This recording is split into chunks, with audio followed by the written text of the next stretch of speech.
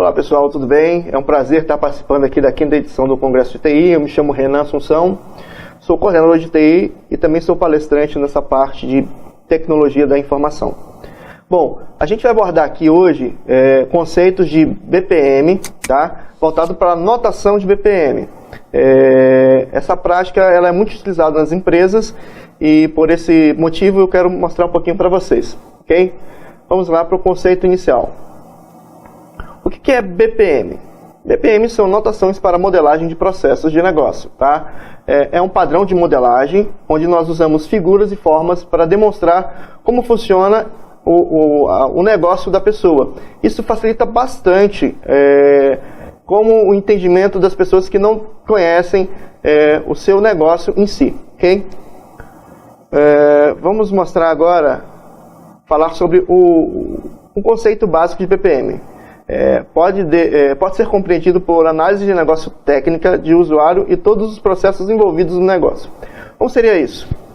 Nós temos um negócio, por exemplo, um negócio chamado cartela de clientes. Nós vamos entender como é que são feitos o cadastro do cliente, por que ele é feito, em que sentido ele é feito. Então nós vamos usar essas metodologias para abordar esses sentidos, tá ok? Então vamos lá.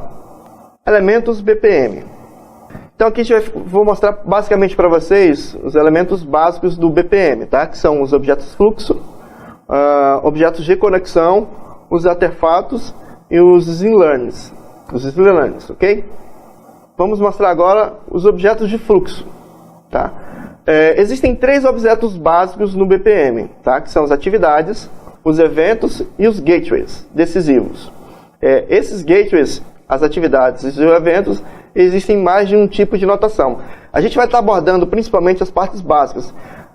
Nesse minicurso eu vou te mostrar como é que faz, vou te mostrar as notações, mas a gente não vai abordar a fundo isso, tá?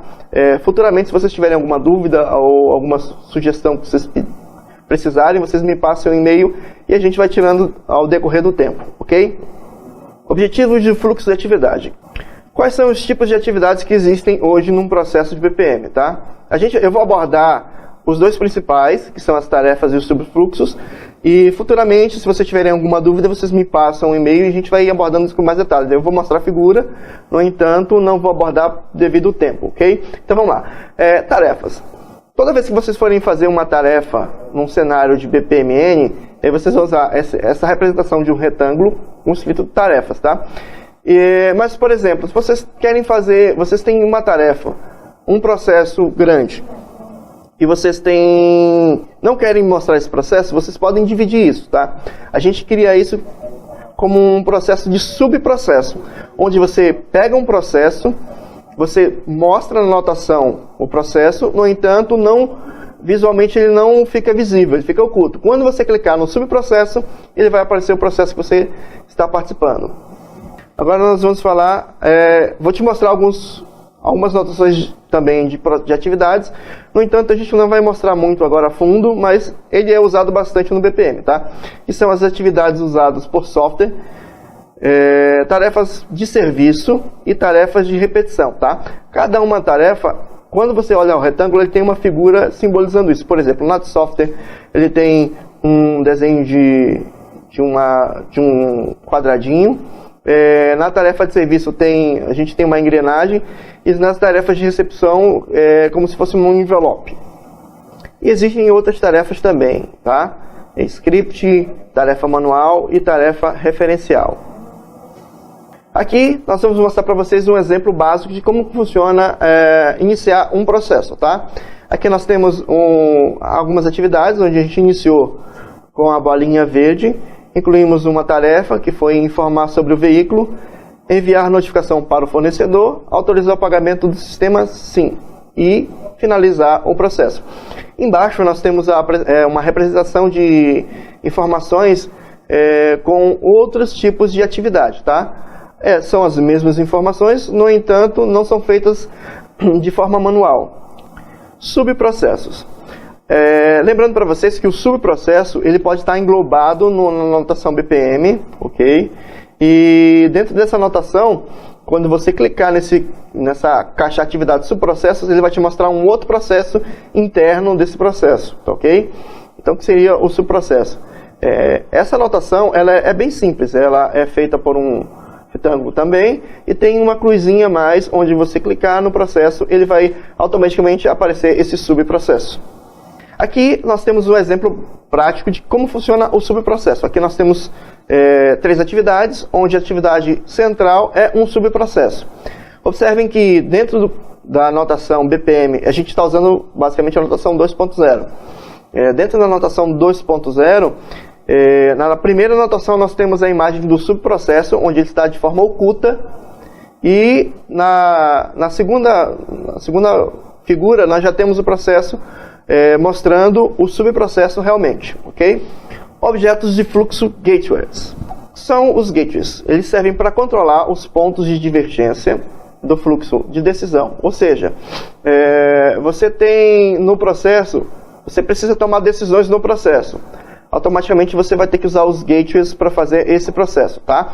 Ele é representado por um losango, e ele também, como as atividades, existem outras notações. Basicamente nós vamos mostrar a principal, eu vou mostrar as imagens, mas não vou detalhar cada um, ok? Vamos lá. Os 3 tipos de gateways mais utilizados são o gateway exclusivo, o gateway paralelo e o gateway inclusivo, tá? Aqui nós temos um exemplo prático de como funciona um gateway na notação 2.0. É possível ver um ponto de decisão, e existem 2 caminhos, tá? Um caminho possível e um caminho que não é possível. No caso, na representação, nós estamos fazendo o seguinte: nós estamos realizando um estudo de crédito. O estudo vai ser verificado. Se há a possibilidade de liberar crédito para o cliente, nós vamos passar por uma segunda atividade. Caso contrário, seja recusado essa questão da aprovação do crédito, nós não vamos autorizar e vai finalizar o processo. Aqui nós vamos utilizar várias atividades, tá? Essa aqui é uma notação que a gente utiliza, que são várias atividades. Vejam como é que é feita a representação dele. Por exemplo, ele tem 2 saídas também, como a outra. No entanto, a gente tem que ter 2 atividades em paralelo nesse caso. Nesse caso, nós vamos registrar um pedido de produto. A gente vai ter 2 atividades. Nós vamos ter que emitir a nota fiscal, tá? E vamos ter que retirar isso do estoque. Automaticamente, são 2 atividades que tem a simbologia desse maisinho no gateway, que vai te mostrar que nós vamos fazer 2 ou mais atividades, ok? Aqui nós temos a representação de 3 saídas, 3 condições, na realidade, que são os gateways inclusivos. Nessa opção, nós podemos utilizar 3 atividades. Como representar no gráfico abaixo, aí vocês podem ver o seguinte: nós temos 3 condições: a condição para a tarefa 1, condições para a tarefa 2 e condições para a tarefa 3. Nesse caso, nós faremos 3 atividades. Aqui nós temos o exemplo das 3 atividades que foram realizadas. Aqui nós cadastramos uma solicitação de viagem, tá? Na solicitação de viagem, nós temos aqui as passagens que precisam ser compradas, o plano de viagem e o seguro da viagem, tá? Aqui nós podemos observar as 3 atividades sendo realizadas pelo gateway inclusivo. Existem outros tipos de gateways também, tá? No caso, nós vamos mostrar para vocês essas figuras e o que eles representam, mas não vou entrar em detalhes devido ao nosso tempo mais reduzido. Vamos mostrar agora os objetos fluxos de evento. O que são fluxos de evento? Nesse caso aqui nós vamos mostrar os fluxos de eventos iniciais. Os fluxos de eventos iniciais, eles são representados por inícios ou finalização de atividades, tá? Eles são representados por essa figura de um ciclo, e no decorrer de todos os processos, esses símbolos sempre serão utilizados. Aqui nós temos o ciclo verde, que é o evento de início de processo, tá? É o que vai iniciar e instanciar um processo. o ciclo verde com uma bolinha circular dentro são os ciclos intermediários, que ocorrem durante o percurso do processo. Como é que serão esses ciclos de eventos? Você pode estar recebendo um evento de um processo externo, então você provavelmente vai usar esse evento. E o ciclo de finalização de processo, que é o fim do processo, que ele é representado por essa bolinha vermelha, tá? E representa o fim do processo. Aqui nós temos alguns tipos de eventos também que são utilizados. Eu vou mostrar esses 3 principais, que eles são os mais utilizados hoje no processo de BPMN. Existem outros, mas a gente vai abordar superficialmente essa parte, ok? Então vamos lá. O evento início, como eu falei já anteriormente, ele indica onde vai começar o processo. Então é o início do processo, toda a parte inicial desse processo vai ser descrita com o evento início, tá? O segundo seria uma mensagem de chegada de participantes adicionais de um processo. Seria isso. Por exemplo, eu recebo a informação do início do meu processo não de um ator ou de uma pessoa, mas sim de um outro sistema. Certamente será mostrado esse início de processo com essa simbologia de um envelope, tá? E o início com timer, que seria um cronograma. Seria o seguinte, ele vai determinar de quanto tempo a gente pode utilizar esse processo. Por exemplo, pode ser, o processo tem 2 horas de duração, então a gente vai determinar isso no processo. Ou ele tem 2 dias, então essa notação de timer nós vamos usar bastante também na notação BPM 2.0, ok? Essas outras simbologias a gente não vai, eu não vou explanar muito, mas ela também é utilizada no BPM, tá? Mas as 3 principais notações que são utilizadas são as que a gente mostrou anteriormente. Nós vamos mostrar agora um pouquinho dos eventos intermediários. Todos os eventos intermediários, assim como os eventos de início, eles também têm essas notações bem parecidas com a de início. A gente pode observar ali que no evento intermediário, como eu já falei para vocês anteriormente, ele tem essa notação de 2 ciclos, um mais externo e um interno, e as demais atividades são iguais à do início normal, tá? Nós temos lá a simbologia de eventos, só que lembrando que as intermediárias elas têm só uma diferença. Percebam que na notação de envio de imagem, você tem uma imagem que está preenchida e uma imagem que não está preenchida. Que seriam isso? Seriam o início do evento e o final do evento, onde sai a mensagem, tá? Mas basicamente é a mesma notação das outras atividades, ok? Aqui nós temos outros tipos de eventos intermediários. Como eu falei para vocês, eu só vou mostrar para vocês um diferencial do evento intermediário, tá? Que seriam os eventos link. O que é o evento link? Por exemplo, você começou a fazer uma anotação e ela ficou muito longa, ao tal ponto que você já não consegue enxergar toda a tua anotação numa tela. Então nós utilizamos esses eventos link para linkar de um extremo a outro do processo. Isso faz com que a notação BPM fique bem mais reduzida e a gente também consiga ver isso num plano menor, tá? Essas notações de link, de eventos, elas também são bastante utilizadas e ajudam bastante a reduzir o tamanho da imagem do BPM, ok? Essa simbologia eu não vou entrar muito em detalhe, mas eu quero mostrar para vocês, tá? Que são os eventos múltiplos e os eventos em paralelo.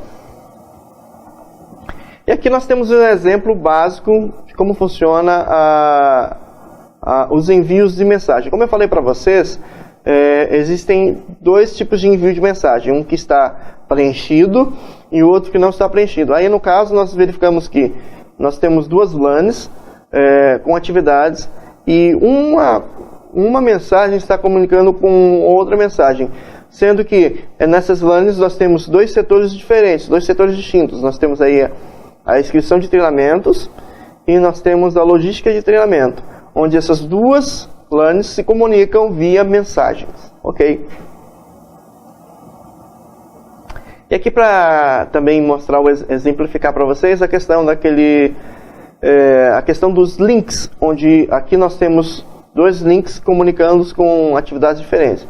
No caso que eu mostrei para vocês aqui, que serve como exemplo, por exemplo, se vocês têm uma anotação muito grande, aqui você tem como mostrar, diminuir mostrando os links. Por exemplo, se a tua anotação, um trecho de comunicação, fica muito distante um do outro, então a gente pode usar essa anotação também, ok? E aqui nós temos os eventos finais, tá? Os eventos finais, basicamente, também, como o evento início e o intermediário, eles têm praticamente as mesmas notações. A única diferença aqui do evento final é que, por exemplo, quando um processo ele tem algum erro, então as nossas notações vão ser um pouquinho diferentes. E quando é cancelado, tá? Também utilizamos as mensagens para isso, de final. E utilizamos algumas outras anotações, mas basicamente eu vou mostrar essas 4 iniciais para vocês, tá? Aqui nós vamos mostrar primeiro o evento final, onde ele é indicado por um círculo também, só que com a cor vermelha. Nós temos as mensagens finais também, que é representado também por um envelope, só que quando se trata de mensagem final, percebam a diferença da mensagem final para a intermediária. Toda final ela é da cor vermelha e é preenchida, tá? E o evento quando um processo termina com erro. Quando ele termina com erro, ele tem essa anotação parecido com uma letra N, com um preenchimento vermelho também. E o fim com cancelamento, e a anotação vai ser um X, ok? Aqui existem outros tipos de fim de eventos, mas a gente também não vai tratar desse fim de evento. Posteriormente, se vocês tiverem alguma dúvida, eu vou deixar o link lá do meu e-mail e outros meios de comunicação para a gente trocar essas ideias, e eu posso passar para vocês com mais ênfase essa parte, ok? Vamos tratar um pouquinho sobre a abordagem de anexos e tarefas, tá? Aqui nós temos os eventos que podem ser ligados por uma borda de uma tarefa, que indica o fluxo. Como é que seria isso? Na notação BPM nós também temos algumas notações de tarefas ou eventos que a gente pode colocar, ok? Aqui, eventos de tarefa. Aqui nós temos um exemplo básico de como funciona essa questão de eventos. Os seguintes tipos de eventos intermediários podem ser ligados à borda das tarefas. Como que funciona isso? Por exemplo, eu tenho um evento chamado timer, eu tenho um evento mensagem, eu tenho um evento blink, onde eu posso transformar esses eventos em vários eventos, ok? Aqui nós temos os outros tipos de eventos de tarefas também, com as outras simbologias, ok? Aqui nós temos exemplos práticos de como funciona uma tarefa. Por exemplo, um processo simplificado de desenvolvimento de software. Observem que nesse gráfico, nessa anotação, nós temos aí algumas atividades. E temos uma atividade em desenvolver um software. Essa atividade está comunicando, está tendo uma comunicação para marcar uma reunião com os usuários. Por quê? Porque nós precisamos ter os detalhes das atividades para saber como desenvolver da melhor forma possível esse software, ok? Aqui nós temos, já vamos falar sobre as conexões do BPMN,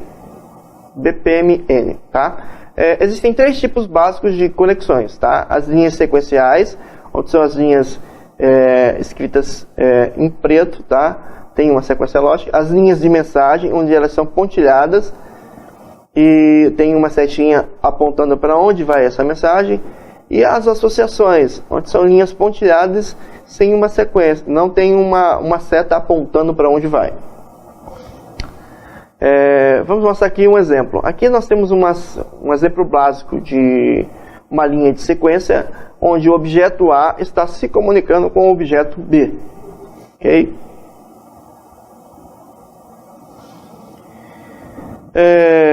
A representação dessas linhas de mensagem servem para as comunicações de mensagem entre dois processos.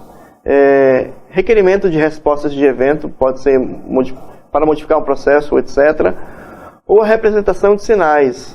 Não são fluxos de controle. Todavia, todas essas linhas, nas notações, elas serão muito utilizadas. Então, quando vocês começarem a fazer na prática, vocês vão perceber que todas essas linhas serão bastante utilizadas, ok? Aqui nós temos um exemplo básico de linhas de mensagem, onde eu estou usando duas LANs que estão se comunicando em um processo. Tá? Aqui nós podemos ver um provedor de compras, onde está se comunicando com o setor de compras.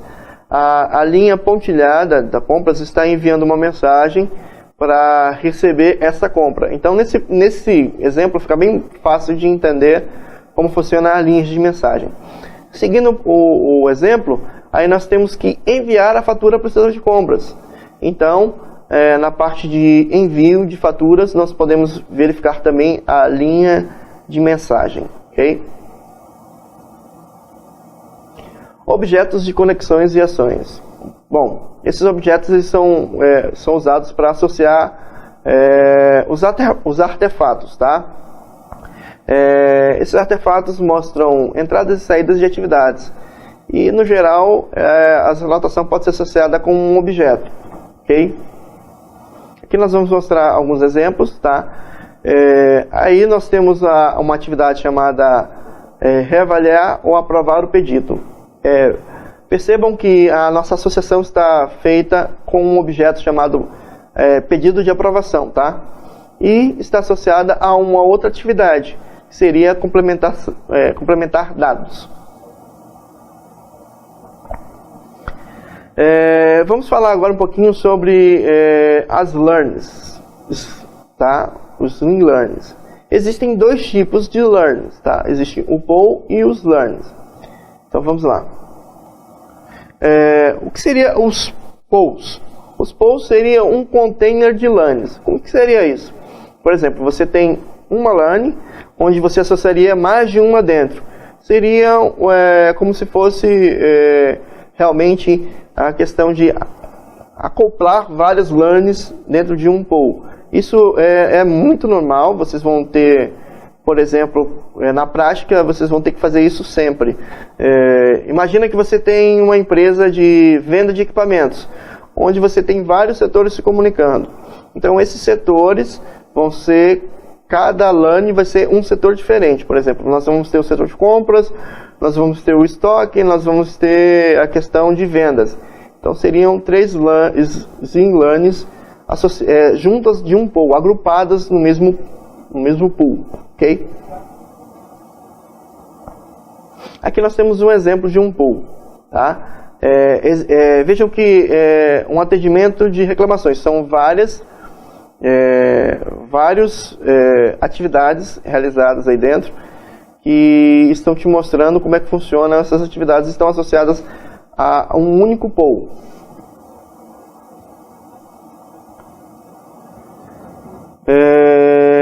Nós vamos falar agora das LANs. É um papel de área organizacional que serve para divisão física das atividades separadas fisicamente. É uma sequência lógica de como seriam essas atividades mesmo, ok? Aqui nós vamos mostrar como funcionam as LANs. Nas LANs nós temos, como eu falei para vocês anteriormente, os exemplos aí, ó. Nós temos vários setores. Nós temos o setor de RH, um chefia e a solicitação, tá? E aí dentro da LAN tem as atividades e essas atividades se comunicam, tá? Em LANs diferentes. Por exemplo, a solicitação, ela vai ter uma atividade que vai se comunicar com a chefia, que aprimore vai ter também uma decisão onde vai ter a resposta ou para o RH ou para o recursos, a notificação para os solicitantes, ok? E aqui nós vamos mostrar os artefatos, tá? Basicamente existem alguns artefatos, como todo o curso a gente vai mostrar alguns, os mais usados, e eu vou mostrar para vocês as figuras, mas no entanto nós não vamos entrar a fundo nesses artefatos, tá? Basicamente existem 3 artefatos: os objetos de dados, as notações e os grupos, ok? E agora nós vamos passar para as partes de mapeamento de processos em si, tá? Existem 3 tipos de mapeamento de processo. O processo interno, o processo abstrato e o processo de colaboração. Ok? Que são processos internos ou processos privados. Representam um único processo visualizado passo a passo por cada atividade. Imaginem o seguinte comigo. Você vai fazer uma matrícula numa escola e você leva vários documentos. Para fazer essa matrícula, você vai ter que passar pelo setor de matrícula, provavelmente pela secretaria da instituição. Depois da secretaria da instituição, esses processos vão fazer uma validação, ver se os seus documentos estão ok. Então existem vários processos para isso. Nesse caso, eu vou mostrar um exemplo para vocês. Aqui nós temos o processo interno. Usando a figura anterior, nós temos aqui a solicitação de férias. Como é que funciona um processo de solicitação de férias? O empregado chega à empresa e faz a solicitação de férias. Essa solicitação é enviada para o seu chefe, que vai revisar se aprova ou não a solicitação de férias. Quando é feita essa validação, nós vamos para a decisão. Se o processo for aprovado, então eles mandam para o RH. Verifiquem aí nessa anotação que nós estamos usando um subprocesso. Provavelmente existe um outro processo interno do RH para liberar a questão das férias do cliente, do funcionário ou não. Caso contrário, se o chefe não aprovou, imediatamente essa solicitação é informada para o seu funcionário. Ok? Vamos para processos abstratos. Esse processo abstrato, ele representa um processo de fora da tua instituição, ao qual se desconhece o fluxo de atividade. Por exemplo, aqui nós temos um provedor de compras. Por exemplo, pode ser um e-commerce ou um site como o LX ou qualquer outro provedor desse tipo, tá? Nós não conhecemos como funciona internamente a venda. Eu preciso entregar o produto. Nesse caso aí nós temos as comunicações, onde nós recebemos a solicitação de compras, existe um subprocesso, que é uma cotação, que deve ser um outro processo, e realiza a ordem de compra do produto. Isso vai se comunicar com o provedor. Nós não sabemos como é que é o processo. Essa linha pontilhada em volta da LAN mostra que é um processo abstrato, ok? Nós recebemos a fatura e acaba o processo. Processo de colaboração. O processo de colaboração representa a interação entre 2 ou mais entidades de negócio, uma externa ou outra interna. Nós vamos verificar aqui o modelo de como funciona. Aqui nós temos um processo de colaboração onde o provedor faz todo o recebimento de compras. E nesse caso nós entendemos como funciona o processo. No caso anterior eu não tinha noção nenhuma de como funcionava o processo interno, tá? Aqui eu sei como funciona, como mostra a representação. Então pessoal, eu quero agradecer a vocês por participar do minicurso. Devido ao curso ser um pouco mais longo, a gente teve que diminuir bastante, então ficou bem apertadinho, mas dá para iniciar o conceito básico de BPMN. Espero que vocês gostem da nossa apresentação. Qualquer dúvida e sugestão, a gente vai deixar depois um link aí disponível para vocês. E quero agradecer aqui a participação da equipe que nos apoiou aqui na gravação e na edição desse vídeo. E fico muito feliz de participar da segunda vez da edição do Congresso TI. Essa é a 5ª edição, eu participei da segunda. E representar aqui o nosso estado do Amazonas, porque é tão pouco representado aqui. Então, um prazer enorme participar e agradeço. Espero estar nas próximas edições do Congresso TI. Um abraço a todos e até a próxima, se Deus quiser.